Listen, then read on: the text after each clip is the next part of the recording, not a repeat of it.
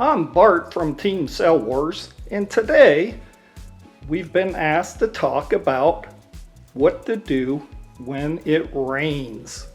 Now, in most sports, like baseball, they might not play when it rains, but with RC sailing, a lot of times we do sail in the rain, except of course when there's lightning or, some huge storm.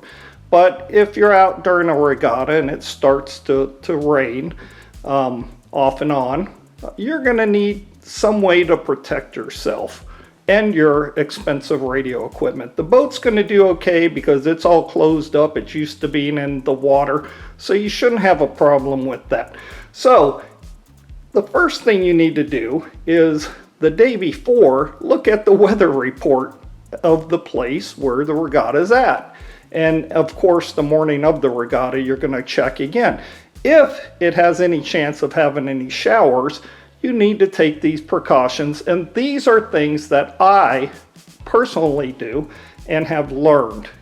Okay, so the first thing you need is to get you a nice wide brim hat.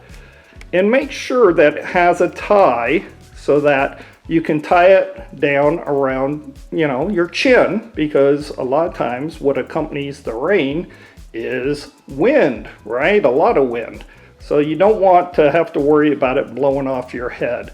The white brim is great, especially if you wear glasses, because anyone who's wore glasses in a regatta and have it start misting rain, you can't see. It's real hard, and you've got both hands on your radio, so you cannot stop and clean your glasses during the actual race. So wide brim gives you, a better chance of not having the rain go on your glasses.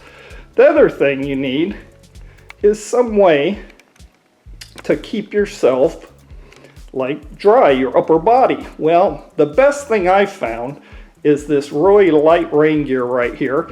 This was bought from Dollar Tree for $1.25. We actually keep a few of them in our vehicle. I keep a couple in the pit box. And the great thing about this, it's in a really small packet, so it doesn't take up much room. And yet you can see it has a hood, and you put your arms in it, and it's great. If at the end of the day you want to throw it away, so be it. If you want to roll it up and keep it, then keep it. That, goes a long ways. Now, what's the number one thing that you're worried about, getting wet? Well, of course, it's your radio gear. And I can tell you, I have dipped my radio gear accidentally in the water, and it will knock out your Joy's Way radio or whatever type you have. So we're going to look at things that can protect your radio. So the first thing we're going to look at is this commercial product right here. This is great for cold weather too, because it's pretty thick. And what you do is you slide the radio in there. I've got a radio kind of not slid in there, but I'm showing where the cord comes out the end. You can also, right over here, there's a place where you can actually connect up your lanyard to. But it slides in there. You have a little window so you can see what's going on. Your hands go in on each side right there, and it zippers up around it. So these are expensive. I don't even know where you can get them now, but at one time they were made. This one was actually given to me when I bought an EC12. So there you go. Now, how can we do it on a dime? How can we protect our radio? Well, there's other ways. My wife, she came up with this great idea. That is actually from a sheet set, and all you have to do is pull out those tags, and you can cut a little hole in the end for your lanyard if you want. But the radio slides in there perfect. You stick your hands in there. You can even put a little piece of Velcro if you want. But this works great, and it's totally clear. You can see through. It's actually ingenious.